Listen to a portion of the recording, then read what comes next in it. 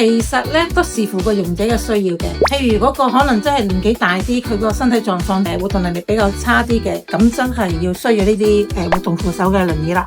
咁呢啲可以拉高啦，甚至乎呢個腳踏咧可以拆走去嘅，幫到個照顧者之餘咧，個用者咧都會喺呢邊上都得啦。咁你就算扶抱啊，都會幫到佢哋啦。咁有啲用者咧，本身佢唔係太差，只不過隻腳係唔夠力，有時行幾步又需要坐嘅。咁揀翻啲基本嘅輪椅就可以啦。